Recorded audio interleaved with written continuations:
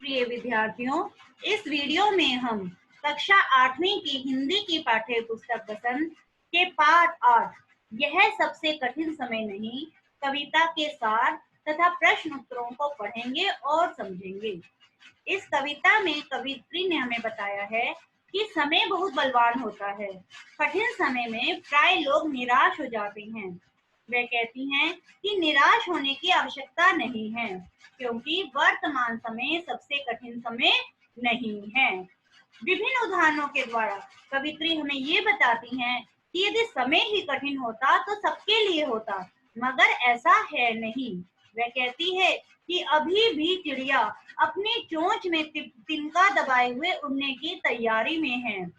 गिरती हुई पत्ती को थामने के लिए कोई हाथ तैयार है, अर्थात किसी गिरे हुए या मुसीबत में फंसे हुए व्यक्ति को सहारा देने वाले अभी भी हैं।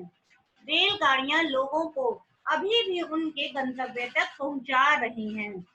अपने प्रियजनों की प्रतीक्षा करते हुए कोई अभी भी कहता है कि जल्दी आ जाओ, सूर्यास्त होने वाला है। आज भी बूढ़ी दादी और नानी बच्चों को सदियों से चली आ रही कहानियां सुनाती हैं। उन्हें आशा है कि आने वाला समय भी बहुत अच्छा होगा। वे कहती हैं कि अंतरिक्ष में नई दुनिया की खोज करने जो बस या यान गया था, वह जल्दी ही खुशखबरी लाने वाला है कि दूसरी दुनिया अर्थात अन्य ग्रहों पर भी लोग हैं। इन सभी बातों से आशा ही नहीं जगती, बल्कि पूर्ण विश्वास हो जाता है कि अभी कठिन समय नहीं है और किसी को भी निराश होने की आवश्यकता नहीं है। आइए अब हम इसके प्रश्नोत्तरों को पढ़ेंगे और समझेंगे। प्रश्न नंबर 1 है कि यह सबसे कठिन समय नहीं है, यह बताने के लिए कविता में कौन कौन से तर्क प्रस्तुत किए गए हैं, स्पष्ट कीजिए।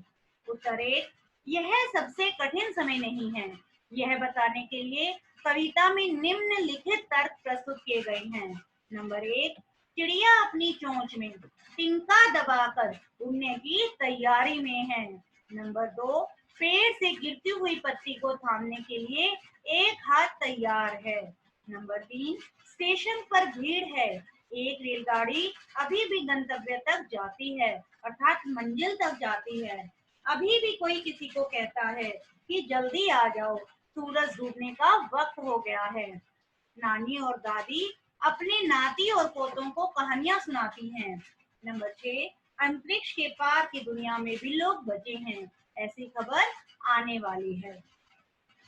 प्रश्न नंबर 2 है कि चिड़िया चोंच में तिनका दबाकर उड़ने की तैयारी में क्यों है, वह तिनकों का क्या करती होगी, लिखिए। उत्तर 2, चिड़िया और तिनकों का रिश्ता वैसा ही है जैसा मनुष्य और घर का। चिड़िया तिनके इकट्ठे करके घोंसला बनाती है। कविता में बताया गया है कि चिड़िया अपने घोंसले का निर्माण करने के लिए तिनके को चोंच में दबाकर बस उड़ना ही चाहती है।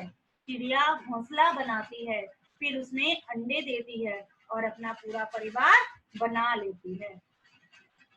आइए अब हम इस कविता के एक पठित पद्यांश को भी पढ़ते हैं।